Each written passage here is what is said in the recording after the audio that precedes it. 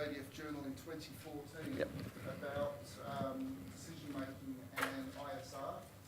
And Dirk has also been a very good supporter of the Roland Air Power seminar series that we run over at UNSW Canberra.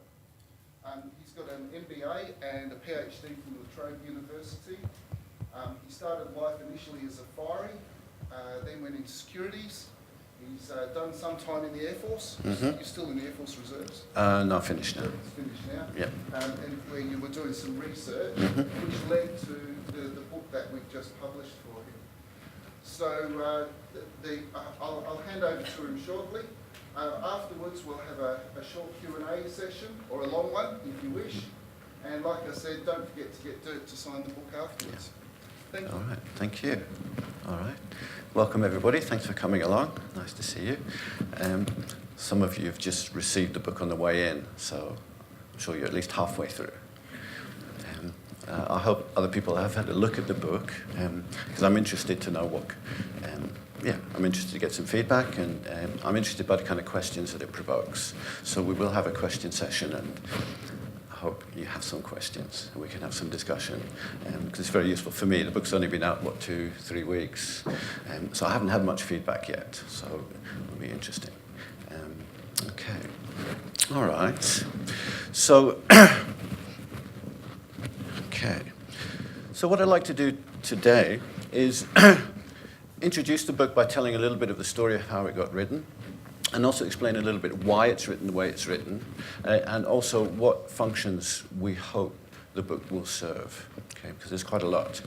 Okay, all right. So this started back in 2013, and I was approached by squadron leader Charles van der Peer, who you might also know from Air Power Development.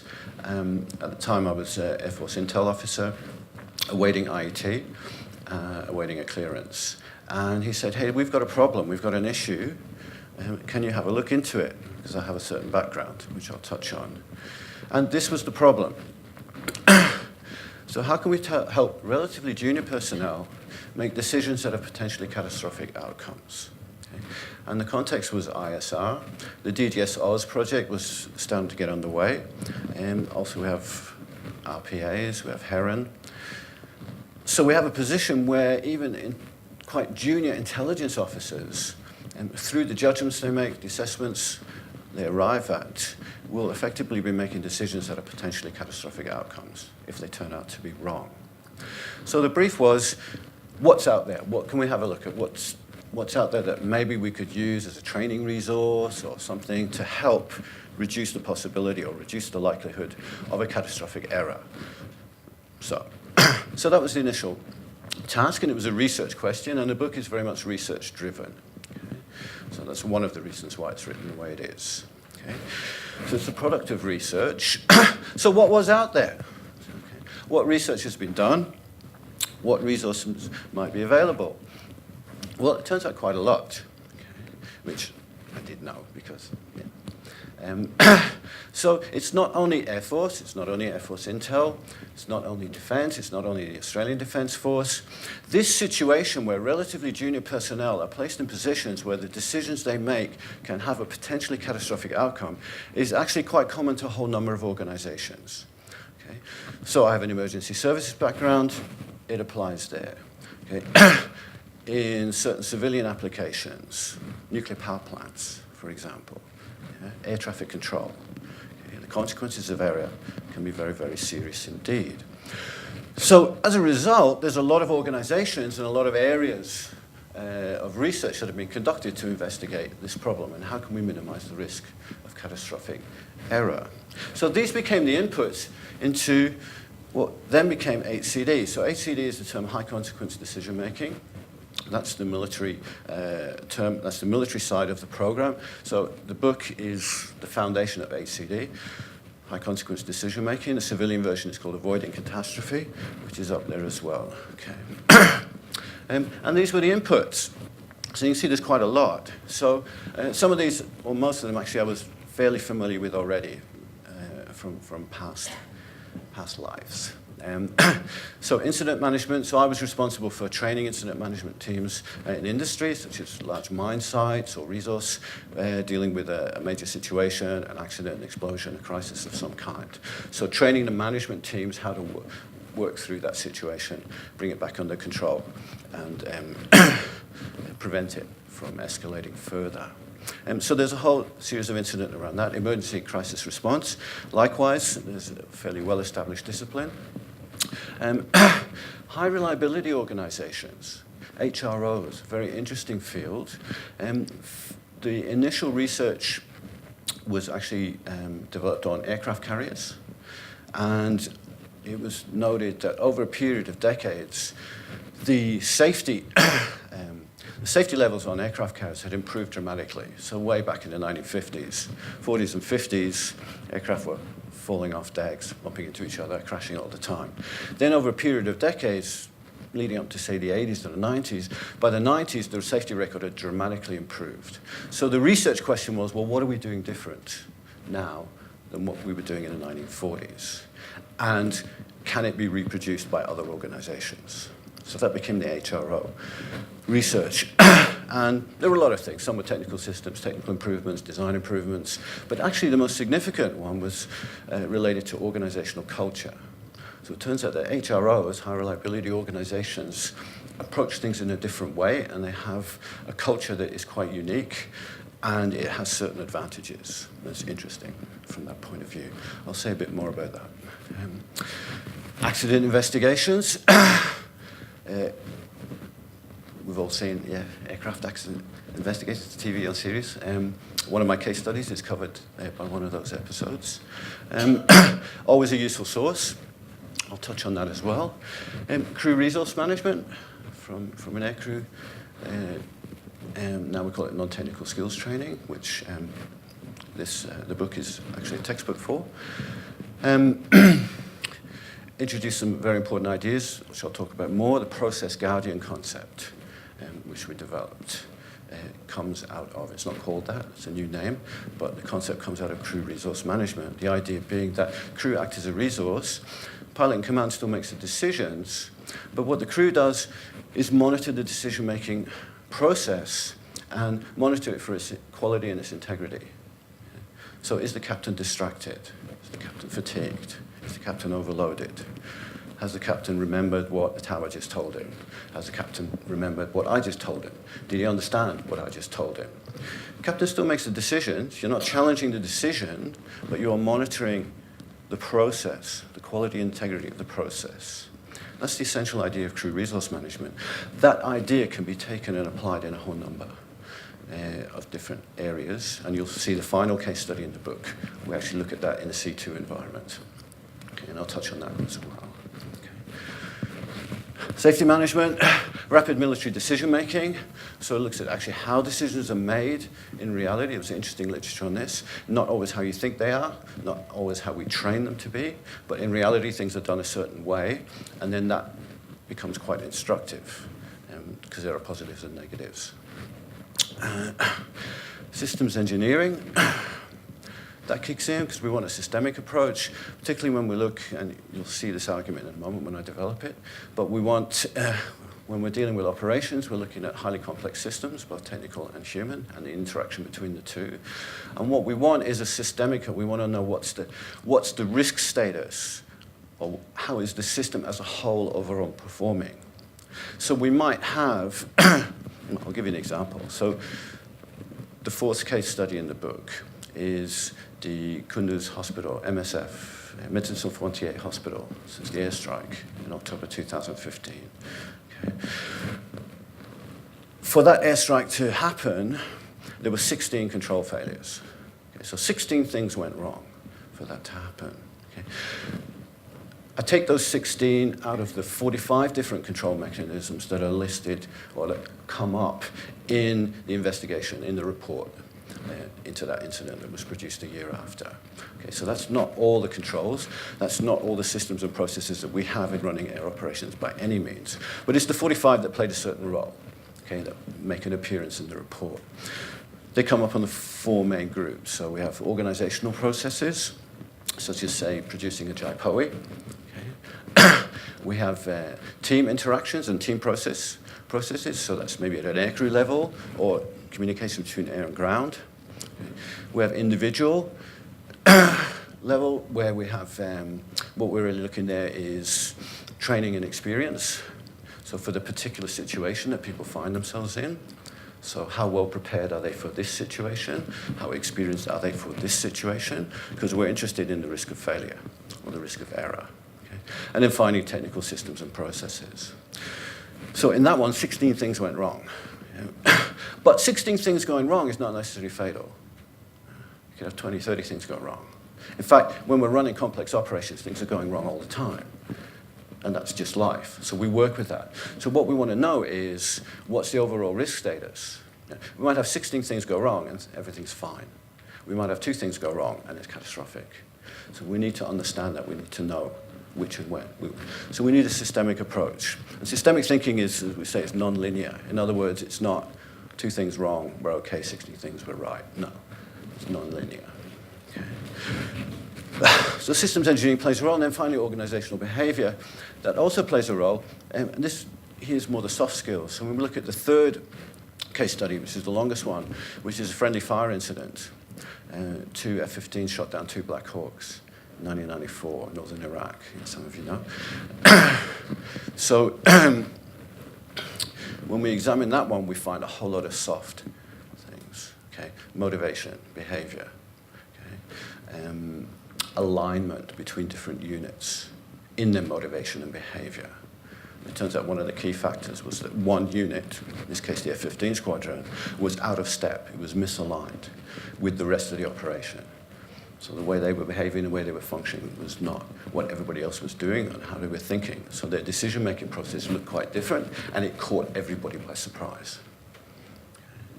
So, well, what just happened? They shot down 2 helicopters. Ooh, we didn't see that coming. Okay. All right. So there was a lot. So there was lots to work with, which was good. So what did all this stuff say? What did the literature say? Well, the first thing it said was that on one level the problem's insolvable. Okay, that doesn't sound too good. That doesn't sound very helpful. But actually it is quite helpful. So the first thing is we need to have an awareness that the risk is always present. Right? We never crack this. We never eliminate it. Right? Military operations, there was always a risk. Anywhere there's a shoot, don't shoot decision to be made, there's always potential for catastrophic outcome. It is built into it. You can never escape it. It is always there. Okay? Understanding that and being aware of that is very important. Now, this is one of the things that HROs do very well. And I have personal experience of this in the fire service. So you always have an understanding that things never go the way you want them to go. You're never totally in control. You're always in a position where something can go horribly wrong. That's just the nature of the beast. That's what you do. Okay? If we're firefighting, there's always elements that are out of control. Same in warfare. There are always elements out of our control. We have an adversary. Okay? But even in, say, a nuclear power plant, even where there's no adversary, there's no external environment, but still there are complex technical processes, there are complex systems at work, we are never fully in control. Air traffic control have this consciousness, so do nuclear power plants when they're working properly. Okay? And we build a culture, an organizational culture around that recognition. Okay? And it's interesting, so I teach organizational behavior at management level. If you do an MBA, master's level, we talk about this. And it's interesting, we put it in the course towards the end because it's kind of the opposite to everything else we teach in the management course. But that's interesting because we think about a question like, what's your attitude towards failure? And what's your attitude towards error? Now, we just think if we're in a high-risk environment like a nuclear power plant, we would want well, I'll ask you, have a think. What kind of organization culture do we want? What attitude do we want towards people making mistakes in a high-risk, high-threat environment like a nuclear power plant? Do we want to be easygoing or do we want to be strict? So, if you're in chat, what do you think? Which way are we going to go? Easy or strict? So in strict, that would be the common sense approach. Actually, we want to go the other way. Okay? Now, it's not that we want to be sloppy or slack, but what we want to do is create a culture where we recognize things go wrong, people make mistakes, okay? Things don't go to plan. Okay? What we actually want is people to be upfront about that, So we know, okay, and we can discuss it, we can work with it, we can improve, we can fix it before anything bad happens. Air traffic control operate like this. The best HROs operate like this. It's kind of opposite of what you'd expect. Okay. Likewise, attitude towards success. If we say, for example, maintain a good safety record, that's good. Nuclear power plant, we haven't blown up. That's good. Okay. But actually, success is our number one enemy because it breeds complacency. Okay. In a military context. Think military history, anyone who's into military history, think about the role that complacency and overconfidence has played in defeat, disaster over the years. So it's the opposite of what you would think. Yeah? Attitude to success, attitude to failure. These are organizational, cultural things. Okay? So at its best, and I remember this in the fire service, you would always go to a job and you'd do a debrief, and you'd sit down, have a cup of tea, and then we'd talk about what actually happened, yeah? And all the things that didn't go the way they were supposed to. Equipment that didn't function correctly, procedures didn't work, miscommunications. And you do that without, and this is where the culture is important, you do that without recrimination, okay? So that people are open and can talk about it because you recognize it. Doesn't matter how good an operator you are, doesn't matter how well trained you are, doesn't matter how we've practiced and rehearsed this before, or even how experienced we are, it never goes the way it's supposed to go. And what you hope, and again HROs do this, what you hope is that the error is within acceptable limits. And nothing really bad happens. Okay. So if we're running a nuclear power plant, electricity generation is the same. We're always operating within tolerances. But we're never right there. Right? We're never totally in control. And this is without an adversary or an external environment like a bushfire. We are never totally in control. Control is an illusion. It's what we strive for, it's what we work for, and hopefully over time we improve, but we never nail it. Okay. So, falling over. So that looks like bad news, but actually it's quite helpful in terms of the consciousness and the culture that we want to generate. So, now in the training that we do, that flows out of the HCD program, out of the book, and we reinforce this with two scenarios, and these are two of the big scenarios in the book. So some of you will have, even if anybody was at the Defense Aviation Safety Conference a few weeks ago, we kind of did a little bit, short taste of it. Okay. So what we do here is, first of all, we look at the Black Hawk friendly fire incident, and we do that from the perspective of the pilots, the F-15 pilots. Okay, so what we do is we walk through the decision-making process that the pilots made. Okay. Now, the actual engagement lasted about 8 minutes, but we spent an hour and a half on it because we can. Okay, so we just go step by step. Okay, boom. 2 unknown targets. What do we think they are? Okay. What do we have to work with? It's dots on the screen. Well, we have the intelligence brief that we were given that morning. So what does it say? What does it tell us to expect? Well, actually, it said to expect hostiles. Okay, right, boom, okay, we agreed? Yes, okay, next thing. Now we have some more information. And we walk through the pilot's decision-making process. We check the ATO. No friendlies on the ATO, we're the first aircraft in. Our job is to clear the airspace, clear the AO, and then there's going to be lots of other aircraft following us. So what's the probability now that these are friendly or hostile? So at least we're on like 99%.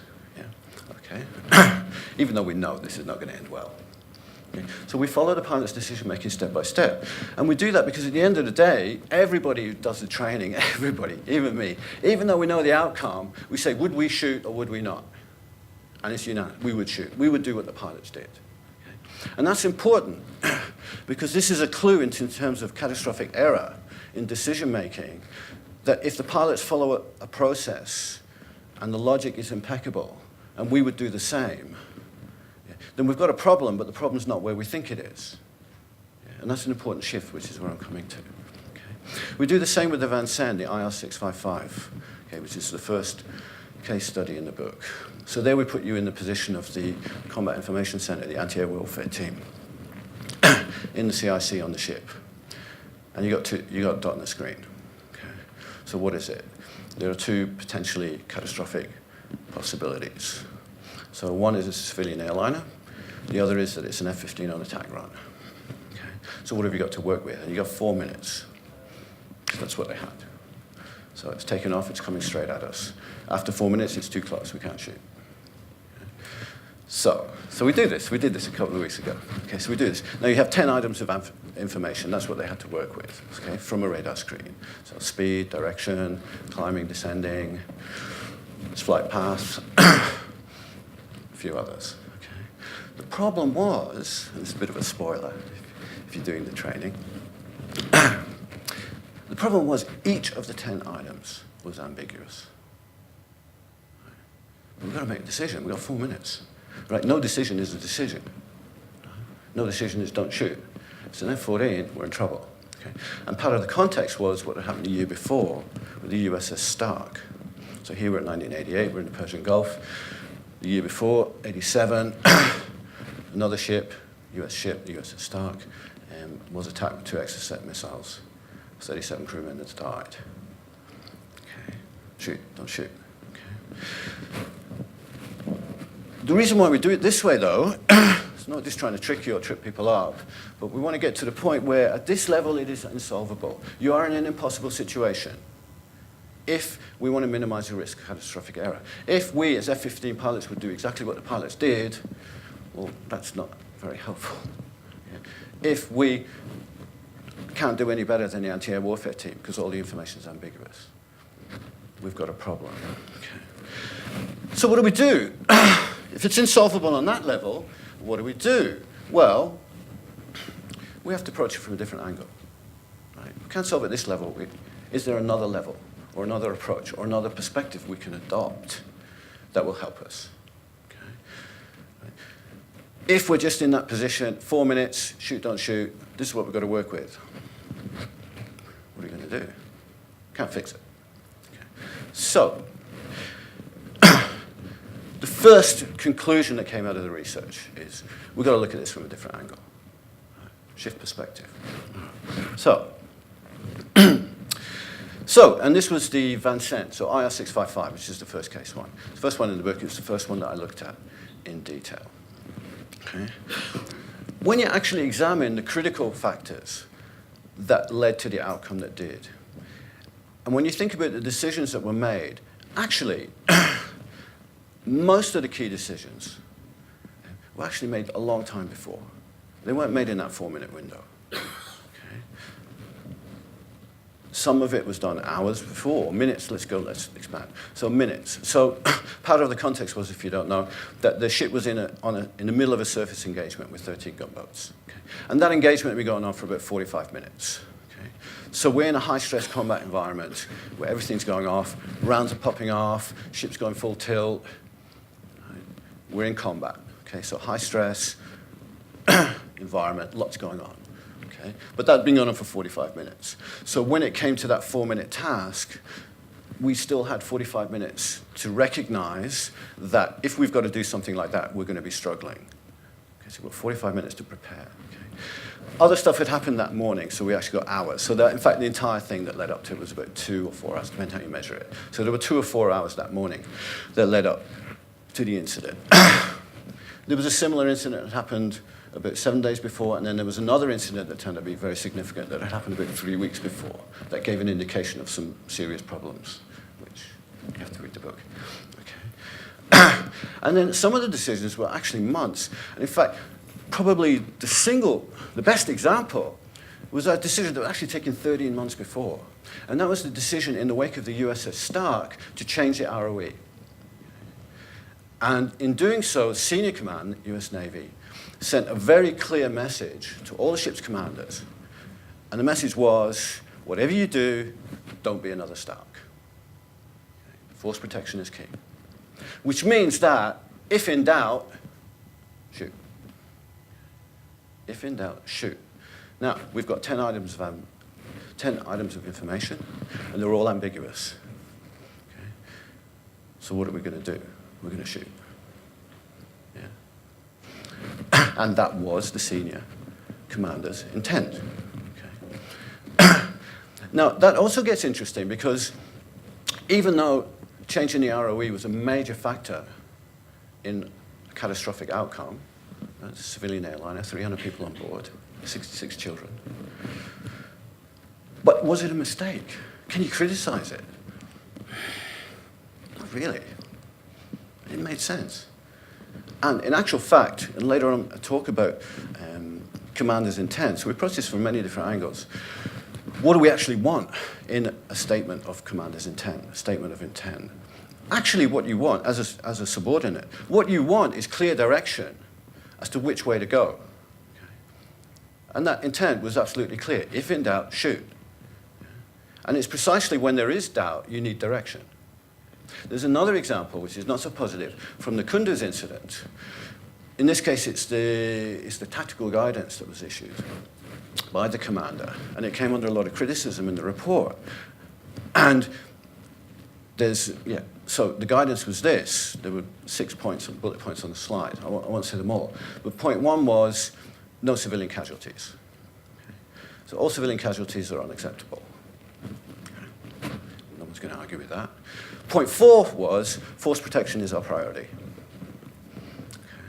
Well, that's fine. No one's going to disagree with that either. Okay. But can you see where the problem is? Yeah, you can. Yeah? Right. What happens when points 1 and 4 conflict? Now we've got a problem. Now we've got a difficult decision to make. Where's our guidance? Okay. So is the tactical guidance helpful? Not really. Okay. It's not helpful. Okay. So in terms of the stark and the change in the ROE, actually, from that perspective, from a decision-making perspective, it was helpful.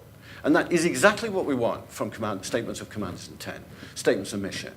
We want help for when it gets tricky. Like, we don't need it when it's easy. We don't need it when it's black and white. We need it for when it's difficult, when we have competing priorities, when we have conflicting priorities, when we have high risk either way. Shoot, don't shoot. Kunduz is one of those. The risk is extreme either way, which is your worst nightmare. Worst nightmare. Right, they need you, don't shoot. In other words, don't provide, in this case it was close air support to unit on the ground. If you don't provide close air support to unit on the ground now, tonight, when they need it, the consequences will be very, very severe. Strategic, in fact. Far worse than what happened. Okay. On the other hand, shooting up a hospital, killing 45 people, it's not so good either. Okay? And the risk of both was extreme. But you can't go one way or the other. Okay? So we want to avoid that. Okay? So in the case of the Vincennes, the change to the ROE actually made sense, and it's a tick. And yet we still have catastrophic outcome. Okay? So again, we need to look at this in a slightly different way. Okay? We can't just criticize. As part of the lesson is, when we look at catastrophic outcomes, and even more so with the friendly fire incident, there's a famous quote from another book written on that one, which I also recommend, by Scott Snook, Friendly Fire. He says, nothing went wrong, nobody made a mistake. And yet. Okay. So this is part of what we're dealing with. Okay, so shifting perspective on this area is good. So why is it good? All right, let's say ROE. ROE becomes the critical factor. Let's say, simplify, there was lots, but let's say it's the ROE. Change in ROE is a direct contributor. If we want to highlight one, we can say it's this one. This is what leads to the outcome. Okay. All right. Why is that good news? That actually turns out to be good news. Why is it good news? Well, it's good news because instead of 4 minutes, we've now got 13 months. We've got a problem. We have a risk. We've created a risk. We've created a risk by reducing another risk. Okay? So we've fixed one problem, but we've created another. That happens. Okay? Life is complex. Operations are complex. Okay? We fix one problem. Don't be another stuck. Yeah, bang. ROE, change. Instructions to commanders. Absolutely clear. What happened to the commander of the Stark? Also clear. He's out. Gone. Career. Captain Rogers of the Vincennes, by the way. Does anyone know what happened to him after shooting down 655? He got a medal, he got promoted. Okay. Which sounds callous, but actually is not so, because he did fulfill his commander's intent, and they backed him up. Okay. But this is how it goes. Okay. Commander of the Stark, now he's gone. His career-ending move, which, when you read it, was actually, yeah, poor guy. He was in his bridge. He had no idea what was going on. But we have 13 months to fix it. Okay? So we fixed one problem. Okay, we fixed it. But we've now created conditions where if there's a civilian airliner in our airspace, we've increased the risk that we will accidentally shoot down a civilian airliner. We can recognize that risk. We've got 13 months to do something about it. Okay? Not 4 minutes. Now, IR655 was a regular run, Tuesdays and Sundays. So it's not just suddenly one Sunday morning, there's an airliner taking off from Bandar Abbas. No. There were 7 or 8 departures that day, about 40 a week, and IR65, scheduled route every Tuesday, every Sunday, every week. So if we shift our perspective, now we can look at it differently. We're not looking at it as 4 minutes this morning in the middle of an engagement, all this stuff is going on. Now we're looking at it more from an operations focus. Day in, day out. Okay? We have, it's only actually one, we have one joint use military civilian airport in our theater operations, it's Bandar Abbas. Okay? So we have one airport, airbase, where there is potential confusion when an aircraft takes off. If we have ships in the southern Persian Gulf, it's very close. We're not going to have much time. Okay. Can we do something? Like, we've got 13 months to think about this. We've got 13 months to work on this problem. Okay. That's better than 4 minutes. Yeah. This is the shift in perspective. Okay. So, okay. We take the time compression out of it, and we introduce new options. Options that were not available to the anti-air warfare team. We've got 30 months to think about this. Can we tackle this problem a different way than the AAW team trying to identify an unidentified target in the middle of an engagement in 4 minutes? And the answer is yes, we can. Okay. So, part of the shift means that we're now going to think about this in a different way, and the decision-making that we're talking about is not the individual. It's an organizational process. It's organizational decision-making. It's not whoever makes the final call, shoot, don't shoot. It's not the pilot in the cockpit. It's not even the captain who pressed the button to launch missiles. Okay? We're now going to step back and we're looking at this from an organizational perspective. Okay? It's a shift. All right. Okay. So what we want to do is try and work at the problem from this angle. Are we setting people up to succeed, or are we setting people up to fail? Okay? When it comes to a shoot, don't shoot decision, right, in any combat situation, whether it's a soldier with a rifle or it's a sophisticated weapons platform, okay, there's always that element of risk. There's always that element of catastrophic outcome. It's warfare. Okay? Right. But can we create conditions for success, or are we creating the conditions for failure? Okay. So in the case of the Vincennes, the title of the chapter of the book is Set Up to Fail. Because the anti-air warfare team were in a position where they could not succeed. All the information they had to work with was ambiguous. It was always going to be ambiguous. They were never going to come up. It was never going to go any other way. Okay. All right. So are we setting our people up to succeed, or are we setting them up to fail? In the second case study, which is the US Marines in Beirut, 1982, the barracks bombing. You know the one. That's how that ends. Not very well. In their case, it was even worse. They weren't set up to fail. They were placed in a position where decision-making of any kind was actually made impossible, and that's the title of that chapter. So they were in an impossible situation where there was actually nothing, really, that they could do by the time we got to the barracks bombing. Okay. So I tracked that, and so why was it impossible? And in fact, we have another scenario where we put people in the same position. Like, make a decision. You're being shot at. It's artillery. You can see where it's coming from. Do you shoot back? Yes or no? Okay. We frame it that way. It's impossible. I don't know. And we do it that way. It's like, walk in the room. That's the scenario. Go. We haven't told you where you are. We haven't told you what country you're in. We tell you what your mission is. We tell you what you're doing. Tell you who's shooting at you. Why. Okay. But the Marines actually found themselves in a position that was very much of that nature. Okay. So this is useful because if we can work out what makes decision-making impossible, in its most extreme case, then we can put back, okay, well, it's impossible because you didn't have this, you didn't have this, you didn't have this. Okay. Well, okay, we can flip that. We say, well, what actually makes decision-making easy? Okay. Because shoot, don't shoot decisions don't have to be hard. They're high consequence, yeah, But if the decision is easy, and in many situations they are, it's simple. It's this way, it's this way. Yeah. Self-defense, bang. Or there's the opportunity, off we go. Or no. Okay. It doesn't have to be difficult just because it's high consequence, just because it's potentially catastrophic. Okay. It can be very simple, it can be very straightforward. Often it is. Okay. So can we work it? Yeah.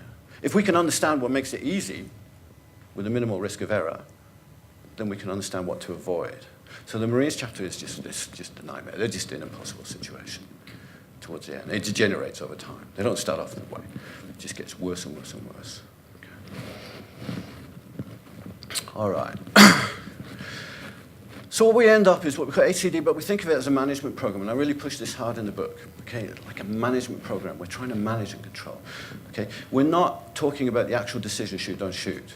We're talking about managing the whole process from an organizational perspective, so we set people up to succeed and not to fail. So it's a different perspective. Okay, so this partly betrays my management MBA influence. Okay, we're managing stuff. Okay, so it's really a command function. It's a leadership function. Top down. All right. And we want to look at it from a risk perspective. In other words, what we're really interested in is prevention. Okay?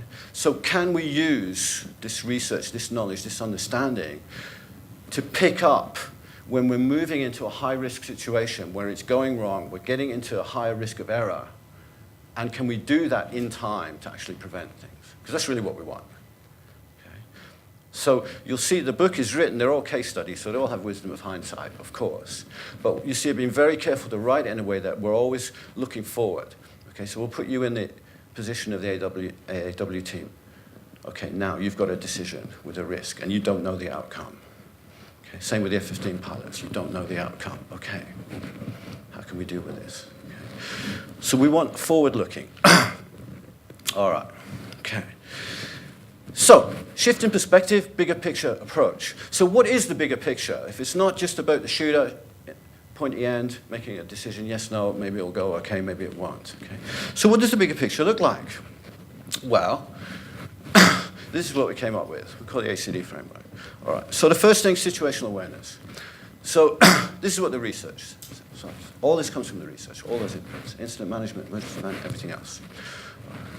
The key factor, the critical factor in good decision-making is not actually decision-making. It's situational awareness. Okay. Do you have the information you need, okay, to make a good decision? Okay. And that means that if we can track our situational awareness, if we can measure our situational awareness, then we can have an idea of what risk we have. Okay. So we might have really poor SA. We could be making excellent decisions.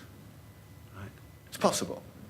Okay, we could be a commander where we've got no idea what's going on, but turns out everything works out great. Okay, that's fine. Okay, yeah, all right. But what's the risk? What's the risk of error if our SA is poor? Okay, see, there's a shift in perspective here. This is why we approach it from a risk perspective. Okay, you'll see when I come to evaluate the F-15 pilots to drop down low and conduct a visual ID. Now, it turns out they get the idea wrong, and that's what got picked up in the investigation. But here you'll see we approach it quite a different way. Okay.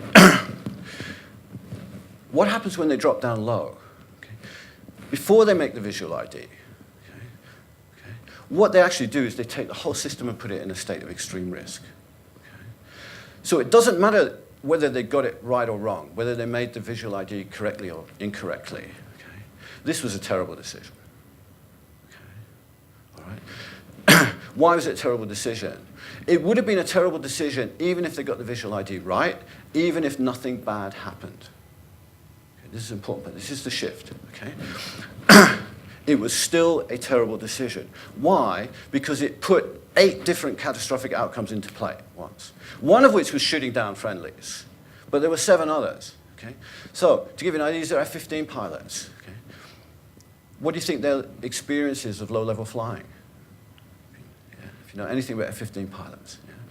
They weren't trained for it, they had no experience with it, they weren't accredited for it, they'd never done it, they didn't know the terrain, and we're talking about a narrow river valley. Okay. And we're talking 500 feet off the ground. Is this a good decision? Yeah? So now the actual outcome that happened was by no means the most severe. You'll see this in the book. So it's 8 or 9 altogether. Flying straight into the mountain was just one of them. Okay? Collision with a helicopter was another one. Yeah. Lots. You'll see it in the book. Okay? So when we approach this from a risk, so this is not hindsight now. Okay, we're avoiding hindsight bias, which is important. So we are looking back, of course, yeah. So we have some advantages. Okay, so it is hindsight on one level. But what we're trying to do is look forward. This is why it's a risk approach. We're trying to minimize the risk of catastrophic error, and we're evaluating systems and processes and decision making from a forward, not a backward looking. Okay? As soon as the pilots drop down low, we are in a whole world of pain as an organization. Okay? Whatever happens next, whether it turns out okay or not, we are now in a world of pain. In other words, our risk is now extreme. It's off the charts. Okay? Now, nothing bad has happened yet. So if we know that, that's good, because we still have time to intervene. We still have time to save the day. Okay? All right. So, essay, first one. But essay is not an end in itself. I did a talk on this last year at the Roland. This was my talk then. Yeah, essay. So I'm in background. Okay, so yeah, situational awareness. Good thing. We want it more and more. More the better. Yeah, okay, but essay is not an end in itself. Situational awareness is only useful to the extent it gives you or allows you to make a good appreciation of the situation. It's how you understand the situation. It's actually how you make the decisions. Okay? So you might have excellent essay, but if you misunderstand the situation, then it's not helping at all. Okay? It's just the opposite. So this happens in Kunduz. Okay. There is poor essay, but actually the real problem is poor understanding. Okay. So they're looking at the target, and they think it's the C2 node for insurgents. Okay.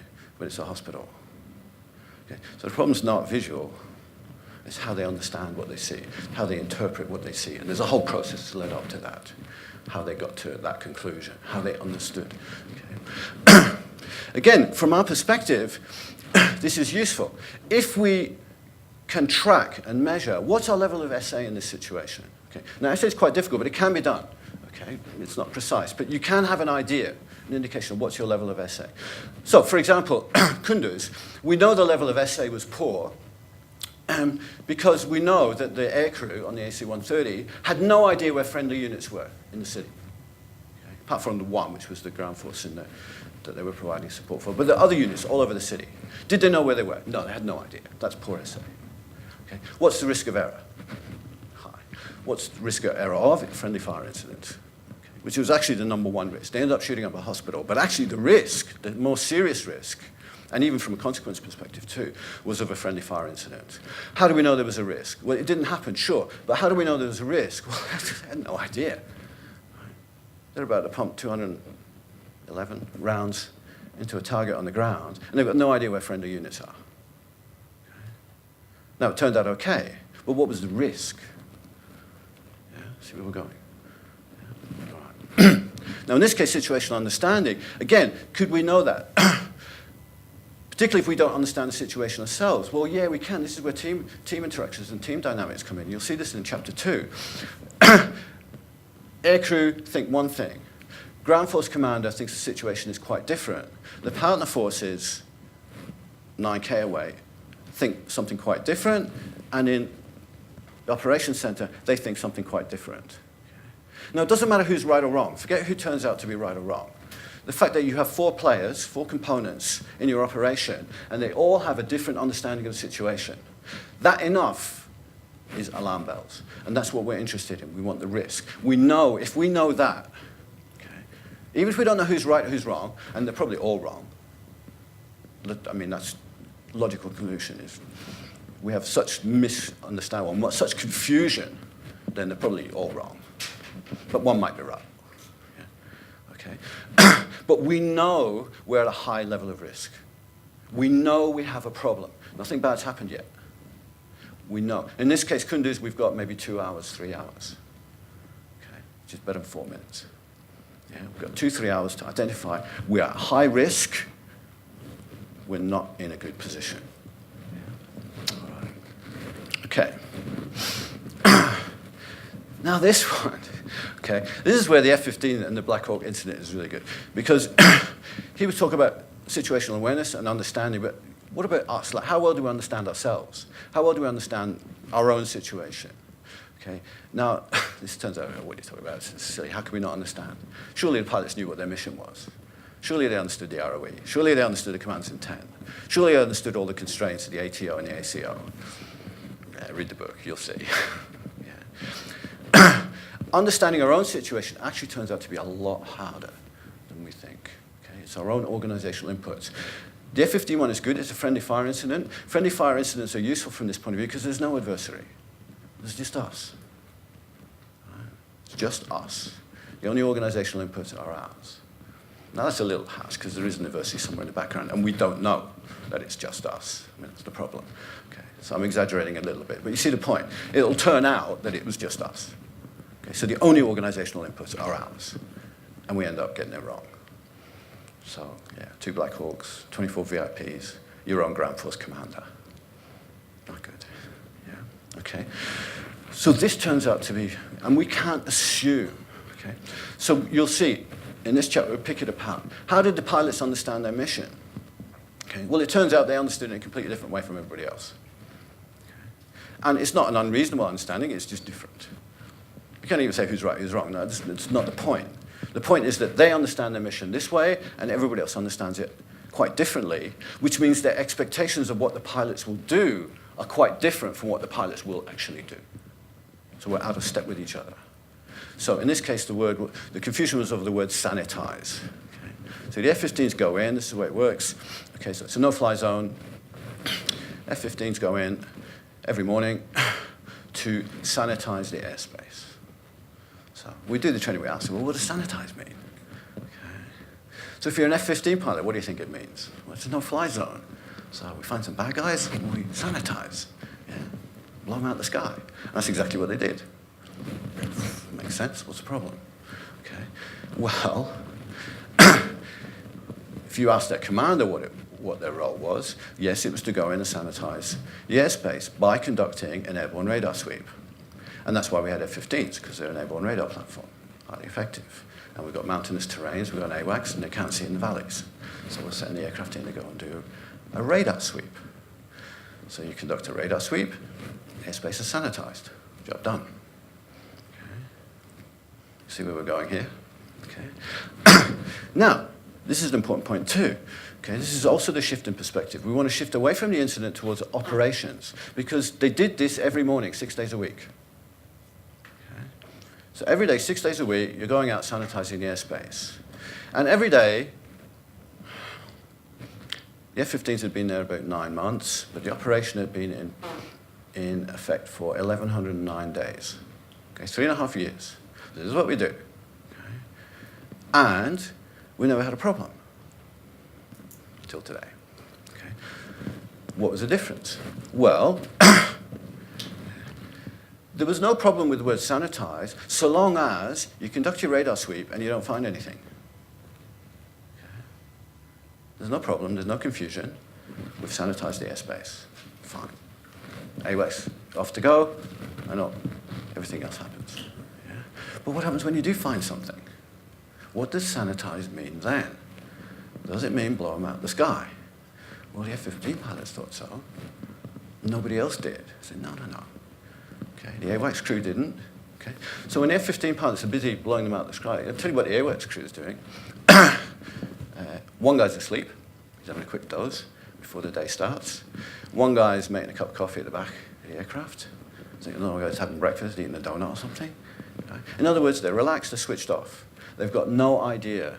Even though they're listening to the radio traffic and it was engaged, weapons hot, and it's like, whoa, bang, splash 2 Hinds. Okay, so this is where we're going, out of step with each other. Okay, so our own situation, the stuff that we actually should be in control of, because we do it. Like, we write the mission statement, we brief the pilots, right? It's our commander's intent, it's our ROE, it's our training presentations where we run people through the ROE and what they mean. Yeah?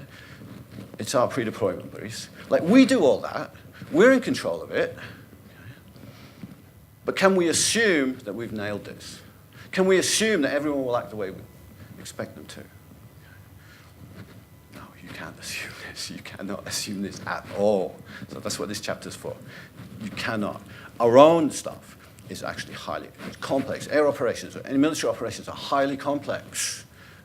You think we've got all the pieces working fine, and just because it's been working fine for 1,109 days, actually no, because the confusion over sanitizing, what the word meant was that every day. Every day. Okay? So you're actually flying at a high risk, even though everything is safe. We haven't had a problem. We haven't had safety. We had a few engagements, but no real safety problems. Okay? So, yeah, we're on top. Doing this 3.5 years. We've got this. But actually, you're flying around with an unrecognized risk. Okay, so we can't assume this. It's very important. All right. Now this one here, again, what we're looking at here is the process, not the actual decision. Okay? So the shooter will make the decision. The pilots will make the decision. It's their decision. And in particularly any combat type environment, any operational environment, it's situation driven. It's situation specific. The shooter the pilot makes a decision. The shooter makes a decision. At least in theory, okay? Well, we'll talk about who actually makes it or should make it. But the point is that it's situation-driven. So you can't say in advance. That's the whole point. It's like it's shoot, don't shoot. Well, which way are we going to go? Okay? And it might be easy, it might be hard. But it's situation-driven. In any complex situation, any complex environment, it's situation-driven. That's why you can't capture it with procedures. That's why you can't capture it with processes. Why you can't automate it. We need people. We need people to make a decision based on the situation as it is, in all its richness, in all its fullness. That's complexity. That's what complexity means. That's what working with complexity is. But what we can do is manage the process. Okay. So F-15 is a good example of this. So eventually, like all the key decisions were made by the pilots. Okay. But was that how it was supposed to go? Actually, no. The way it was supposed to go was that all the key decisions were made by the ACE, the air combat element, on board the AWACS, who had control of the airspace, who had C2. That's how it was supposed to work. Okay? And actually, that was correct. That's how it should have done from an HCD perspective, looking with hindsight. Okay?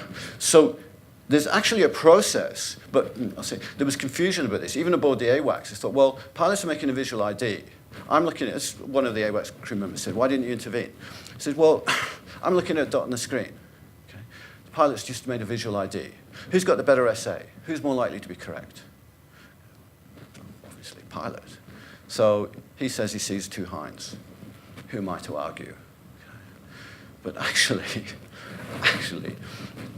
the pilots had very poor SA.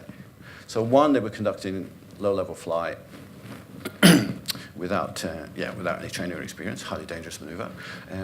But two, they also lacked key elements of information about the Black Hawks. They didn't know Black Hawks were there. They didn't know Black Hawks flew and were not listed on the ATO. Okay? They didn't know that Black Hawks had external fuel tanks. Okay? They didn't know the camouflage pattern. They didn't know any of those things, which meant that when they followed their aircraft recognition training, so you've done, okay, and they saw what they thought were external weapons pods from behind. Okay. All right. So actually their essay was quite poor. Okay. But what should have happened is that rather than making the decision, shoot, don't shoot, what actually should have happened, this was how it was supposed to happen, was that the ACE would take that as an input. Okay, this is what the pilots have seen, okay, but I'm not going to make my decision just on that, because I know there's a high probability of error. Okay. They're not used to low-level flight. They don't have key elements of information. They don't really understand how operations work. They don't know about Eagle Flight, Black Hawks, and their movements. So they might have it right, they might have it wrong, but there's a probability of error that's actually quite high. So rather than make the decision on that, it's an input. Well, what are my other inputs? What other resources are available to me? Well, the ACE is in contact with the ground, okay, and are there other options before we make the final call? One, do we have time? Well, yes, actually, they did have heaps of time. And two, are there other options that are not available to the pilots, but are available to me, are available to the organization as a whole? And the answer is yes, there were. Okay. So, for example, these two helicopters are flying, it's in Kurdish territory. They're flying over there, and there's a ground operation, and there's a military-civilian cooperation. So we have people in all the villages they're flying over. Well, it takes a phone call. there's an aircraft coming your way in the next 5 minutes. What is it? What do you say? Okay. Did you have time? Yes. Did you have that option? Yes. Do the pilots have that option? No. Okay. So where we locate the decision making, like we don't know what the pilots are seeing or what they're not seeing. Okay. We're not there. Okay. All right. But we can make a judgment call about the risk of error, probability of error, which in that case was quite high. Okay. And then we can create options as an organization that are not available to the pilots. This is good. This is what we want. Okay. All right. Same with advanced set. All right. So we're looking at managing the process. Who should be making the decision? And then how should that decision be made? And time as well. Do we have time? Okay. So for the pilots, 8 minutes is a long time. Okay. But actually, there was heaps more time. Anyway, all right. And then finally, consequences. Okay. Okay. So decision making, if we look at from an operational perspective, we're doing this all the time, we're doing this every day, and our decisions have consequences, which then might come back to bite us. So this is the Marines in Beirut.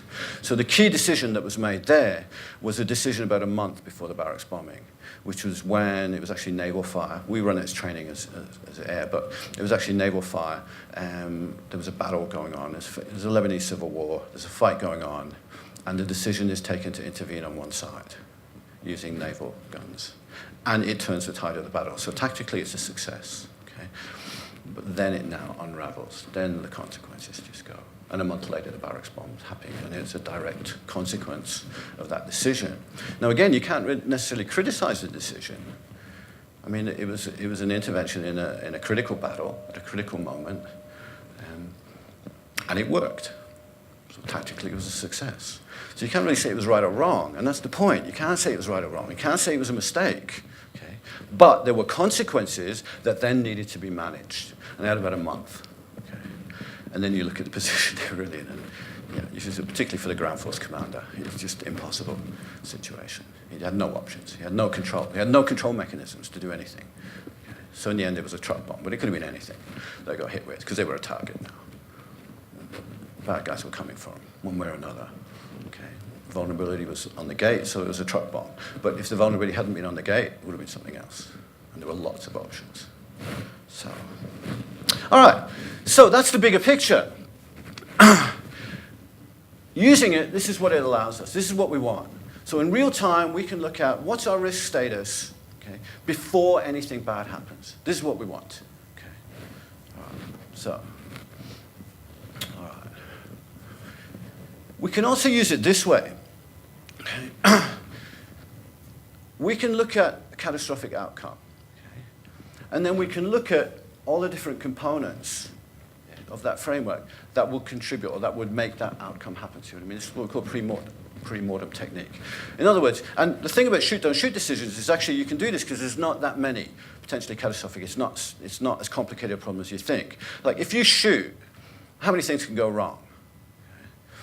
Well, there's a few, but there's not that many. There's about 3, roughly. I mean, you shoot and miss. It's ineffective. Yeah, and there are consequences. Okay. You shoot and hit the wrong people, civilians. Okay. Or you shoot and hit your own people, friendly fire. Yeah. And those are the 3 basic options. And they're generic. So in any shoot-don't-shoot-don't situation, and whatever weapons platform, whatever context, there's still the 3 basic options. So they're the 3 potentially catastrophic outcomes from a shoot. From a don't shoot, there's a little bit more, but it's manageable. Okay. So when I did this for the Kunduz one, I've got, I think, 10. So 3 or 4 from shoot, well, the friendly fire because there's different units, but 4 or 5 others from don't shoot. Okay. A couple of others. But this is good, so we can track back. Now what we can do with this is, if we say, right, okay, if we're going to have a friendly fire incident, what has to go wrong? Okay. Right, and we can do this. What has to be wrong with our situational awareness? Well, if we don't know where our friendlies are, we're in trouble. Okay.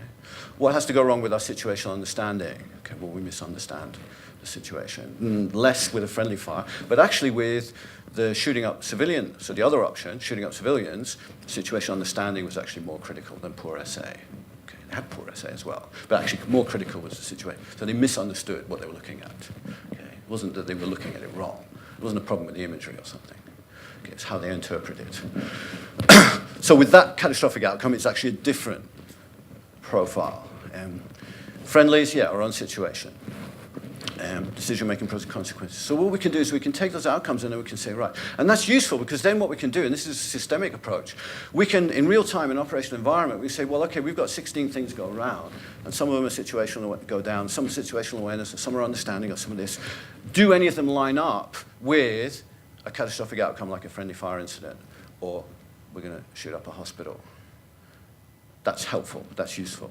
Okay, we can work with that because once we go into a high-risk situation, then we can jump on it quick before anything bad happens. Okay, so this is systemic thinking. All right. Second benefit is we can do this. We can understand. We might have, so in the Kunduz one, like I said, there's 45 different controls identified, which is by no means all of them. There's heaps. But the 45 ones that play a specific role. But what we can do is we can simplify and we say, and we have to do this in real time, it's dynamic, but what we want is the 1 or 2 critical safety controls. Right? Like, do not violate this not under any, but except under the most extreme circumstances. Like, unless the risk is so high if you don't. Okay? Now, in the case studies we've got that. So for the F-15 ones, we bring it down to 2. Okay, there were 2 critical safety controls. So all the complexity, this is dealing with complexity. So all the complexity of air operations, with all the different moving parts, technical and human, all the different interactions, we could say in that case, for the 1,109 days, what made the skies safe for that period, what made air operations safe, was 2 critical factors. And one was vertical separation. F-15s are high, helicopters are low. They don't have anything to do with each other. So they don't have anything to do with each other, what's the risk of a friendly fire incident? It's just not going to happen. Okay, that's good. Okay, we can breathe. Okay, and the other one was controlled by the ace. So C2 in the hands of the ace. Now the pilots violated both, and then you got to say why. And then there's a whole story why. Okay, because it wasn't done with malice. Okay, it was done for the best reasons. Okay. So we can identify, so in this case, 2 critical safety controls, which meant that when the pilots violated the first one, which was drop down low in order to conduct a visual ID, then we know, bang, we've lost our critical safety control. We are now in a world of pain. We've got to get up, wake up, put that coffee down, put the donut down, get to work. We are now in a critical, high-risk situation. If we don't act quickly, we're going to lose it. Okay. So, could that have made the difference? Yes, I think so.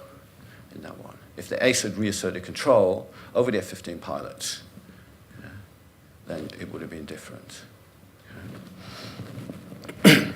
In the Kunduz one, it actually comes down to 1, okay, which was line of sight. So there they had 21, so there were 21 airstrikes conducted, I think, and this was number 22. The other 21 were okay, and some of them were danger close. Like they were in a desperate position, they were just under siege in the middle of the city. Okay. And some of them were 150 meters away or less. Okay. But they're okay. Okay. What was the difference? Well, they had line of sight. You could see. Like, I know they're bad guys in that building because they're shooting at me. I can see them. And I can steer the aircraft onto it. Okay. But in the hospital one, they didn't have line of sight. They overreached. They attempted something they couldn't do. Okay. But that decision to approach air support to the convoy that was about to move, that decision was made about 8 or 10 hours before, okay, because that was the problem the commander had to fix. So 8-10 hours, makes a decision, this is how we're going to do it. When the convoy moves, this is how we're going to provide CAS. Okay. All right, that's what he had to do. All right, fair enough. But anyone who looked at his CONOP said, we've lost our critical safety control. Right? And we don't know what's in the city, because SA was very poor, and nothing, we've got no idea. So. So this is useful. All right. Okay. So we focus on error because errors in principle can be avoided. Like there's always a choice. Okay? That's good. We want that. Okay? There's lots of things we can't control. We can't control adversary. It's bushfire. We can't control it. That's the whole point. It's out of control fire. Okay? So the things that we control and the things that we can't, that's what we're interested in. Okay? That's what we focus on. We focus on error and we focus on controls. And what we want to know is, are our controls working as intended? We have lots of them. Controls, this is risk risk language, risk management language, but controls are really everything that we do to deliver the outcome we want. All the processes, all the systems, all the procedures, yeah, everything that we do, technical, human, organizational, team, individual. Yeah. So they're all controls in the sense that they are things that we control in order to get the desired outcome. Yeah, mission, yeah, complete the mission, get home safe. Okay. So we have controls, but the point is we focus on these because one, we can't assume that they're working as intended. You can't, right? That's just a fact. Okay. And two, the reality is that they're variable, so they might be working some of the time, but not other times. So we want to know in real time, are our controls working as intended? All right? So one quick example. So CRM, so if you're familiar with CRM, Crew Resource Management. CRM is excellent, like it's an excellent tool. And now we've revamped it with NTS with some of this, even better, okay? It's an excellent, it's been around 2-3 decades. It's a very, very effective tool, okay? So that's good, all right. But in this case, the AC-130, the crew had only ever flown together once before. Okay. So how well is crew resource management, which is all about team processes, right, communications within the team, how effective a control mechanism is it likely to be if they've only ever flown once before? Yeah. Yeah. See, it's a variable. Like if they've flown together every night for the last 6 months, then obviously CRM would be an excellent risk control. But because they've, you see what I mean? So it's a variable. I mean, CRM is an excellent thing, but in practice, like in reality, it's a variable. How likely is it to work as intended? These guys never flown together. Okay? So in the book, what I actually do is track it in real time. Okay? So they take off, and we go green, green, green, because it's fine. I mean, they don't have anything to do. So they don't know each other, and their CRM is not that good, but nothing's really been asked of them. They're just flying. It's cool. Okay? Then a SAM gets shot at them.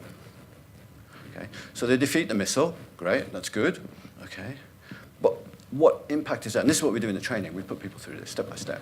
Okay. So the aircrew training. So right, okay. So now what's the effect? Like what's the emotional, what's the stress impact on everybody, and how is that likely to affect their performance, their decision making from now on?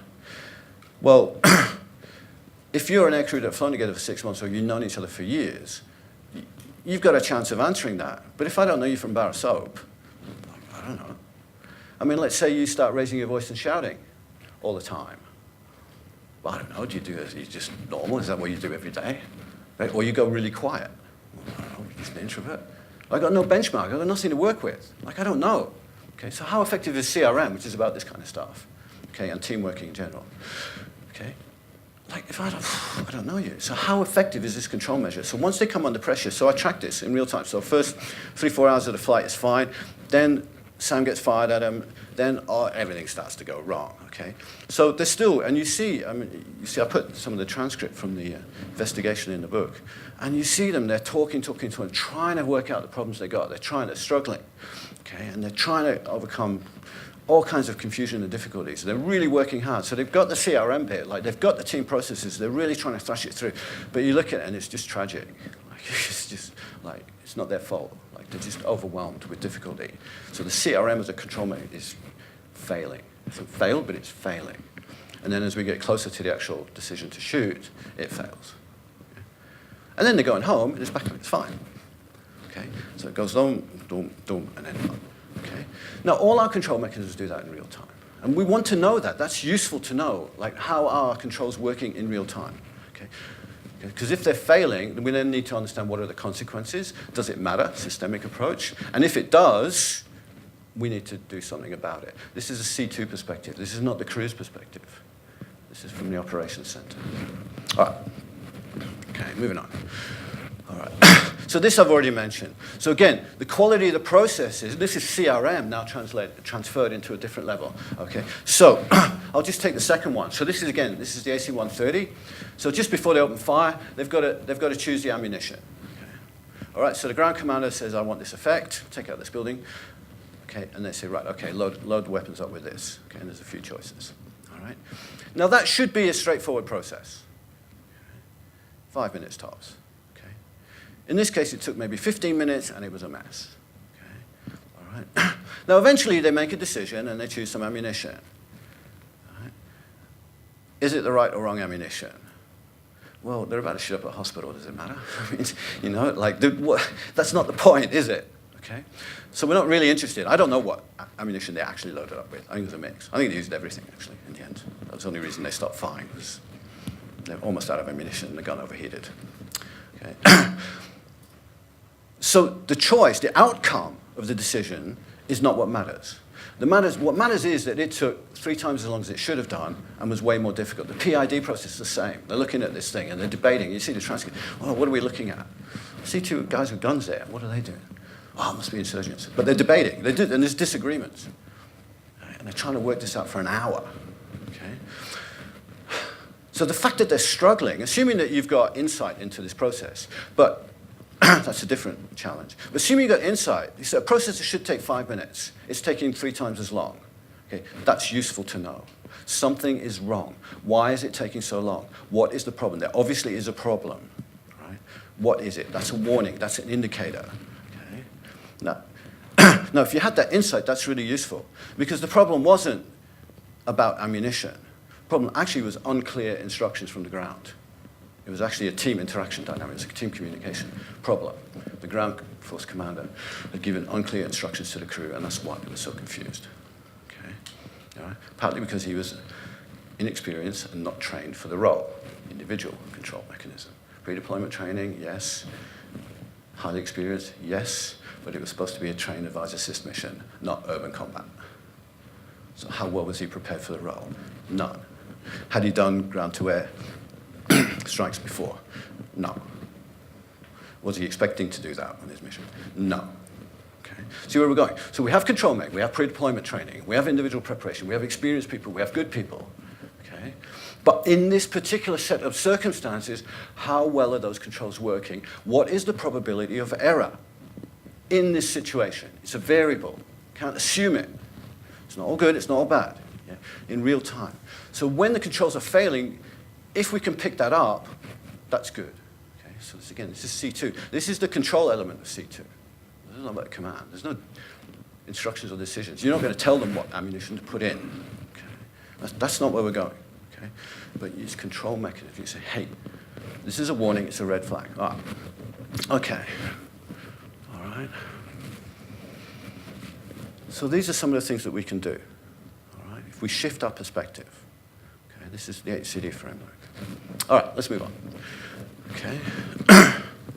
So we can inform any decisions. If we've got a problem, if we have a risk, we can identify where it is. Is it situational awareness? Is it understanding? Is it confusion? Okay. And we can create options. And that's really what we want. Okay.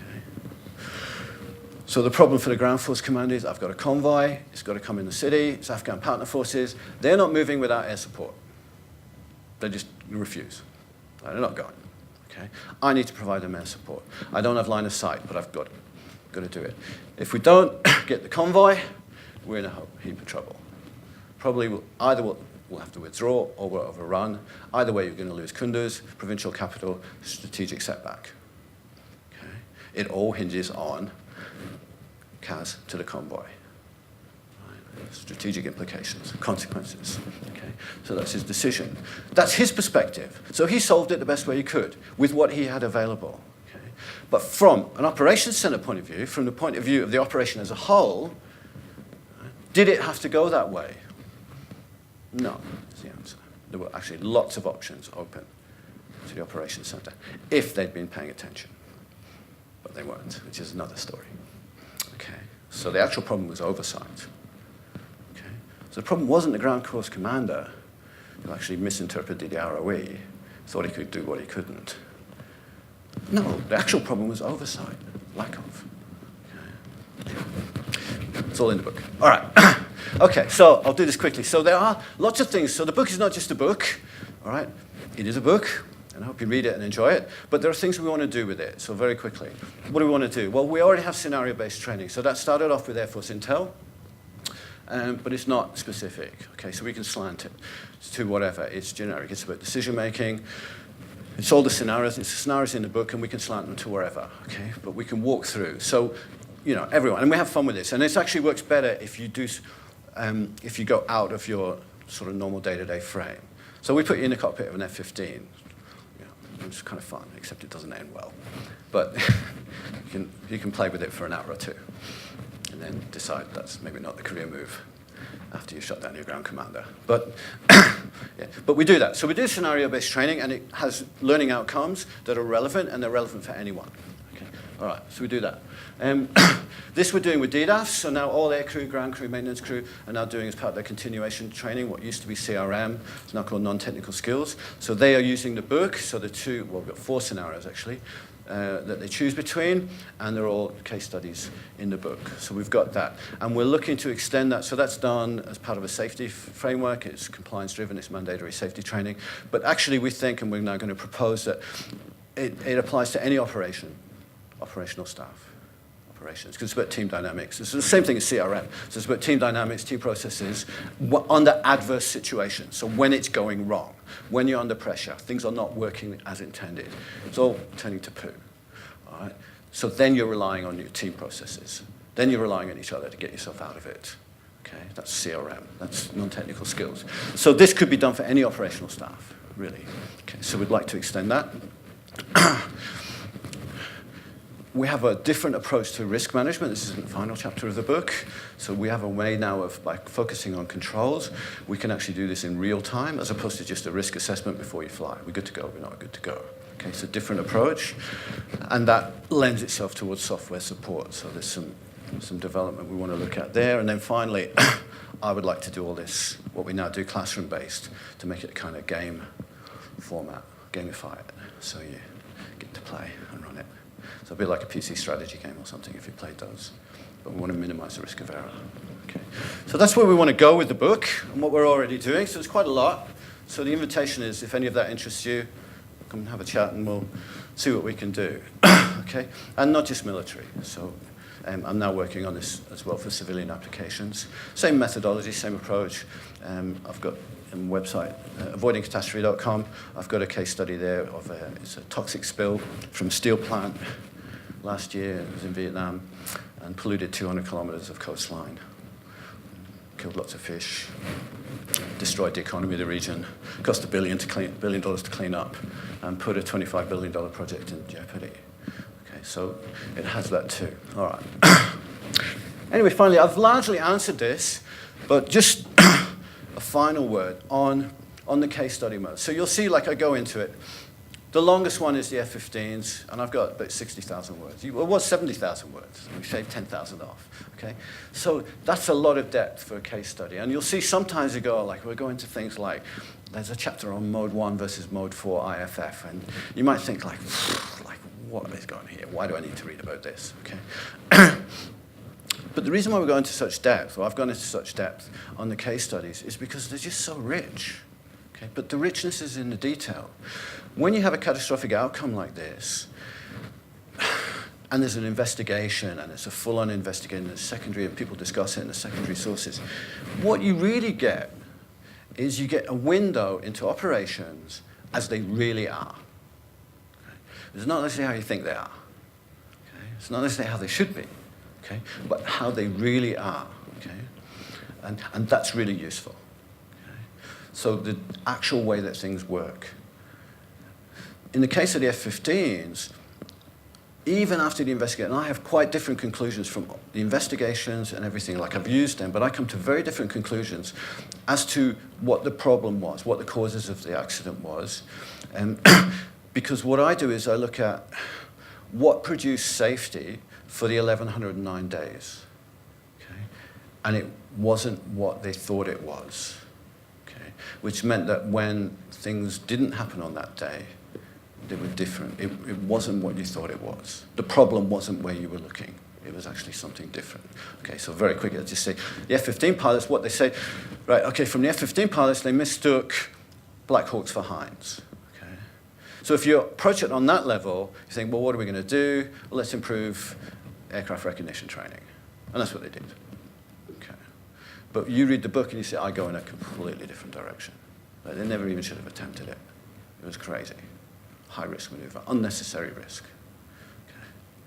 So the critical safety controls with this, vertical separation number 1, as soon as they violated that, But the awareness at the time wasn't, what is making our flying operations safe? It's vertical separation.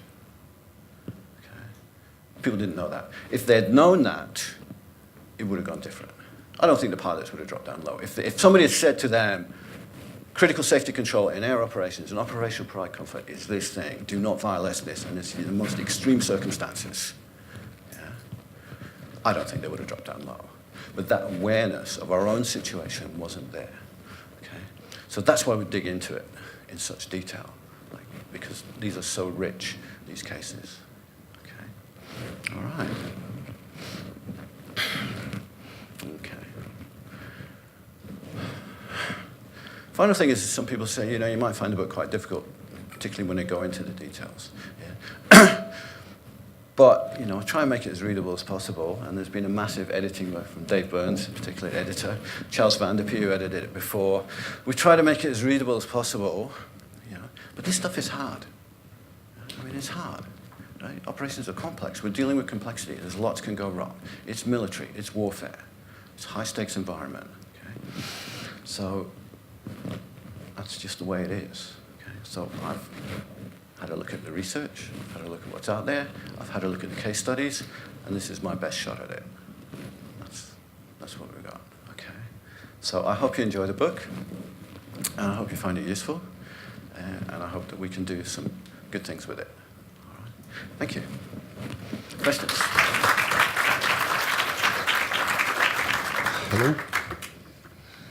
Thank you very much, Dirk. That was an excellent presentation. Before I open to the floor, I've got a question. Okay. That's all right. Of course. The examples that you use and the title are very compelling for us in the military, but they'd be quite confronting to a civilian audience. Yes. Are you intending to use this book for your civilian training, or are you likely to redraft another civilian version, I guess? I suppose I'm open to that. It depends on the feedback I get, really.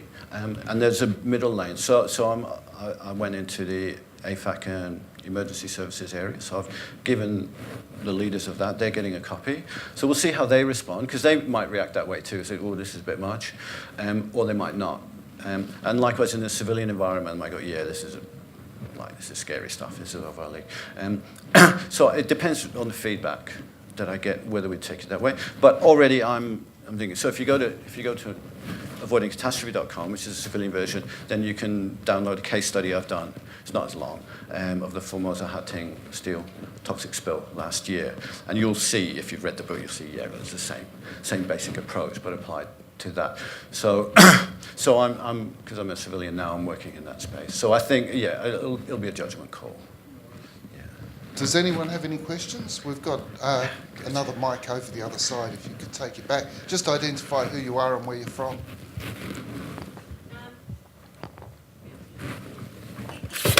Probably hear me. My name's Anne Goyne. I work as the organisational psych over at the Centre for Defence Leadership and Ethics. Okay, good. And I do think that this is a fascinating book, and I'm really glad you've actually gone into the detail that you have. Good. And I'm not surprised that you found that it was factors to do with individuals, like the culture and the way those individual factors, because I think that's what we've often found too. But I have felt that throughout all these different scenarios, you've looked at how to address or mitigate those factors, but there has been an absence of, you know, the ethical side of the decision making, you know. And in an ethical scenario, you'd be asking yourself about proportionality. You'd be asking yourself, well, you know, what are the consequences of taking the strike and doing this? What are the consequences of not doing it? So you said there were 3 sets of consequences that you need to consider, you know, that could be catastrophic. There's also a 4th, which is, well, what if I don't shoot? And what are the consequences there? And I think a lot of people put enormous weight on that 4th consequence. Well, what if I don't shoot? You know, then, you know, the whole war could turn and I'll be held to blame. And I think that that's another part of the personal equation that we have to address, you know, this need or feeling that I have to do something, rather than actually asking yourself, well, the consequences of taking the shot are I'll be wrong and I'll kill civilians, I might kill friendlies, and I might go down in history as, you know, the biggest stuff up in the whole world. Or I don't take the shot and maybe a bunch of bad guys get away. That's the dilemma. So, so I accept that's the dilemma. And so what I'm trying to do is step back, and it's a don't be there. Or it's how can we avoid a position where you have the dilemma? Because you only need to eliminate one side of the shoot, don't shoot. Okay? If shooting is, oh, I'm not sure, but if I don't shoot, there are no negative consequences, it's okay. Or if we have time, I can wait. Then that's an easy decision. Okay? Likewise, the other way. Like, yeah, it's a bad guy, they're shooting at me, it's open shot case, there's no problem. Bang. Okay? It's when it's in between, when it's 50-50, or when the consequences are extreme either way, or the risk is extreme either way. Okay? And that's useful, again, because this is a management program. So what we're trying to do is you don't actually have to fix everything. You only have to fix one side. Like, it's helpful. Like, if we can take the risk out of the shoot equation, or if we can take the risk out of the don't shoot equation, that's good enough. Okay? That's all we need to do. Okay? Because we're all on a... So this is why it's helpful to try, at least it simplifies it on that level. It's still very complicated. Now, the ethics question is huge. And there are lots of different angles on it. The first thing I'll say on the ethics of it is that I just assume, I take for granted, that we want to minimize the risk of catastrophic error. Okay, we want to do everything we can not to shoot the wrong people, not to have friendly fire incidents, and to be effective when we do shoot. Okay. But just because I assume it doesn't mean that, you know, all militaries everywhere or at all times, you know, have that ethical stance. So I've just assumed it for the purpose of the book because I want to focus on decision making with a single objective, which is minimizing risk of catastrophic error. That doesn't mean that it's not problematic, or there aren't lots of things to discuss about it for sure. So the book's big enough, I think. But the ethics stuff is huge, and then how that ethical thinking and those judgments affect things. You'll see I've got the ROE on constraints plays a big role in the book, in all of the case studies, and usually problematic. So what you want from ROE is that they're clear, and they're relevant, and they help you make the right decision. And that actually is a lot harder to achieve when you look at how they're written, and if you try and write them and try and improve them, for the difficult circumstances anyway. Yeah. So. Another question at the back. G'day, Dirk. Darren Bentley from Army Headquarters. I work in capability development where we're making decisions about investing millions, sometimes billions of dollars in defence capability.